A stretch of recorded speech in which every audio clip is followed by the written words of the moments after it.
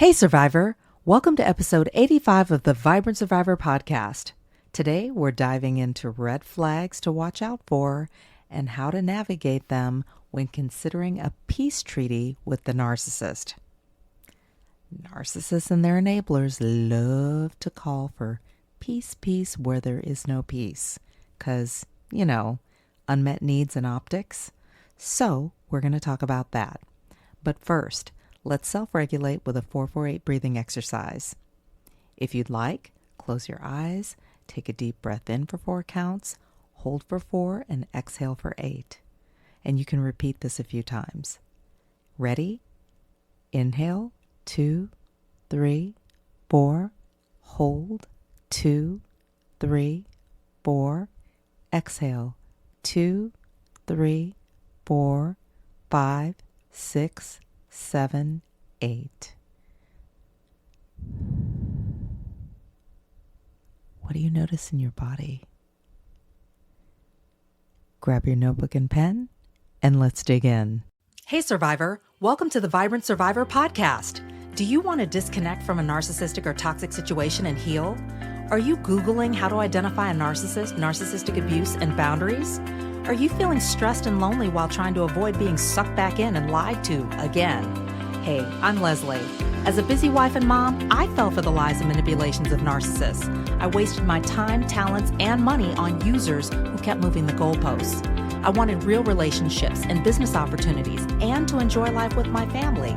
Instead, I struggled with anxiety, panic attacks, and insomnia, and I couldn't trust my body or anybody until I took a holistic approach to healing. In this podcast, you'll find tips for healthy living, trauma healing, and boundaries so that you'll have the freedom, confidence, and inner peace to respond, not react, after narcissistic abuse. Take a deep breath in, let it out slowly, and just relax. This time's for you. The fear is real when it comes to processing your experience. I know you feel stressed and exhausted with a pit in your stomach at the thought of being sucked back in and lied to again.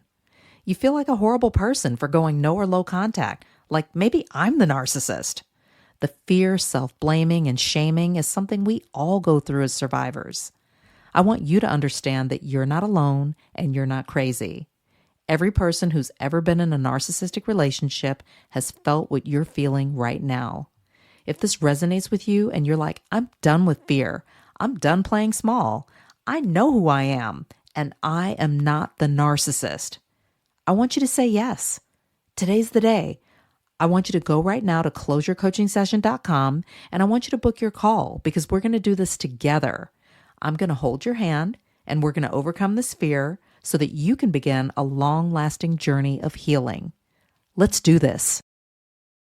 It's hard to set and hold boundaries, let alone cut ties with people who have demonstrated narcissistic or toxic behavior patterns over time.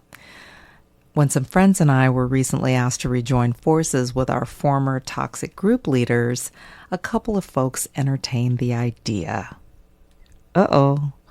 And I get it. Logically speaking, disconnecting from dysfunction feels mean, uncomfortable, exhausting, unnatural, and who wants to sit with that? But we weren't dealing with logically thinking people.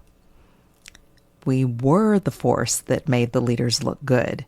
So I reminded everyone that we're good and should keep it moving because there was nothing good in going back. Here are 4 red flags to watch out for when considering a peace treaty with the narcissist. Number 1, flying monkey or enabler request. This is where a third party suggests getting back together or making peace. And what's happening is that they're doing the narcissist's bidding either knowingly or unknowingly. They may have a vested interest in the synergy of the group. Maybe the group has collectively a pool of talent that has some advantages or that the enabler or flying monkey wants to leverage either for themselves or on the narcissist's behalf. So pay attention to the language that they use. Do they dismiss your feelings or your experiences with the narcissist? Do they pressure you into forgiving and forgetting without addressing the root issues? If so, red flag. You can politely but firmly let them know that your boundaries and healing process are non-negotiable, or you can just let them mess with your silence and not say anything at all. Number 2, projection. Narcissists often project their feelings and behaviors onto other people.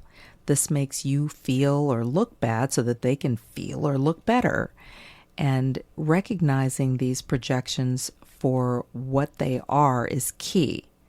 It's a way to deflect responsibility. See how that works? For example, they might say that you're being unreasonable or you're holding grudges. You keep your focus on the facts and your feelings, not their distortions of what really happened.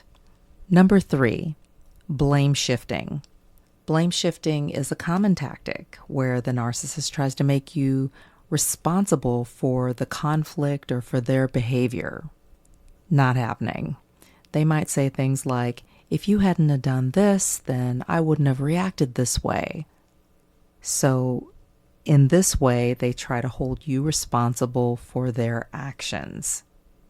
As a counter, you hold firmly to your truth and remind yourself that their behavior is a reflection of them, not you. Number 4, minimizing. Minimizing is when the narcissist downplays your feelings, experiences, or the impact even of their behavior. And they might say things like, it wasn't that bad, or you're overreacting. This is an attempt to invalidate your feelings and experiences. So you, survivor, stand your ground and reaffirm your reality. Your feelings and experiences are very valid and they're important and they're yours. Let's recap 4 red flags to watch out for when considering a peace treaty with the narcissist. Number 1, flying monkey or enabler request. Number 2, projection. Number 3, blame shifting. And number 4, minimizing. Remember, if the narcissist is calling for peace, it's likely an attempt to fleece. Thanks for joining me, survivor.